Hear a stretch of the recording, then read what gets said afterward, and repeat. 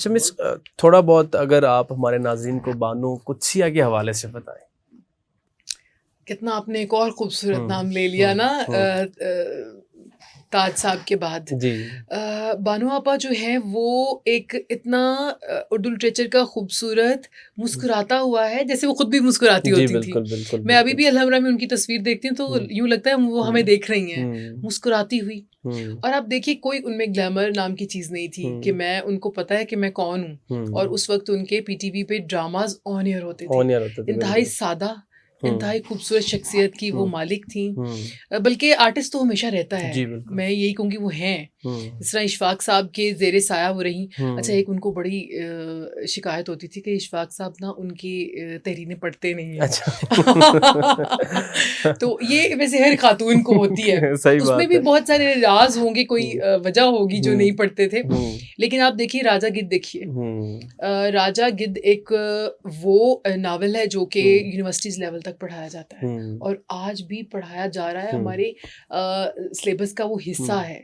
तो वो एक सिर्फ वो एक नावल नहीं है, वो एक तारीख है। वो तारीख पता कौन सी तारीख थी कि वो जो हमारा एक दौर था ना जो कि सादगी बेपरवाही पर डिपेंड करता था, वो टर्न हो रहा था इस वाले दौर से। जी और बिल्कुल। बानो आपा ने दोनों दौर देखे हैं।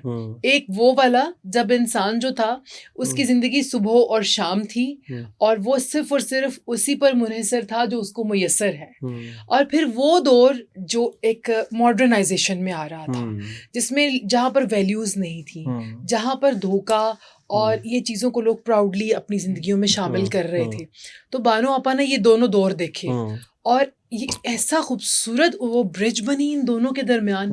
और राजा गिद्ध के अंदर जो आप देखिए कि लोगों के जो बदलते रवैये हैं, उनकी जो वफ़ाएं हैं, उनका लाइफस्टाइल है, सोचने का तरीका है, वो इतना खूबसूरत अंदाज से किसी को भी बुरा बनाए बगैर, किसी को भी इल्ज़ाम दिए बगैर उन्होंने ऐसा खूबसूरत उसमें किरदारों को बुना है और वो पूरी कहानी बयान की है कि उसमें आपको अगर कोई बुरी बात भी है तो वो बुरी बात नहीं लगती।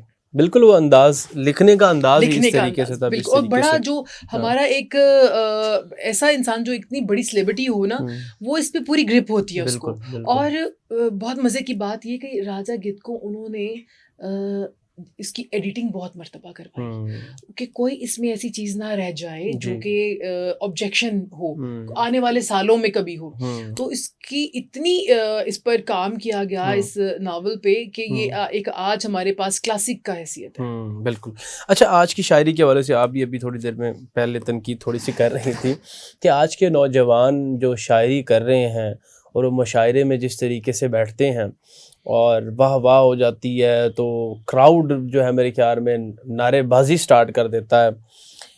माजी में हमने भी देखा, ऐसी बात नहीं है कि जॉन साहब की बात करें जी या हम हबीब जालिब साहब की बात करें जो उन्होंने की थी, अवामी शायरी उन्होंने की, लेकिन आज की अवामी शायरी और उस दौर की अवामी शायरी तो बिल्कुल ही मेरे ख्याल में बरअक्स है एक दूसरे के। आज तो सिगरेट की बात की जाती है, तो शराब की बात की जाती है, तो डायरेक्ट महबूब को जो मुखातिब कर दिया जाता है। अच्छा, आप ये देखिए दोनों में थोड़ा सा फ़र्क है।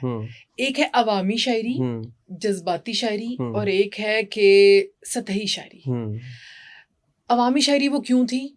आपने कभी जॉन एलिया साहब के देखिएगा यूट्यूब पे जो उनके मुशायरे हैं, वो तो जज़्बाती होकर तो स्टेज के डाइस पे चढ़ दौड़ते थे। इसका ये मतलब नहीं है कि कोई उसमें जो था कोई वल्गैरिटी का पहलू है या कि मैं बहुत कुछ हूँ। वो उनका जोश था। हबीब साहब जब पढ़ते थे मुशायरा तो वो माइक गिर जाते थे। बिल्कुल।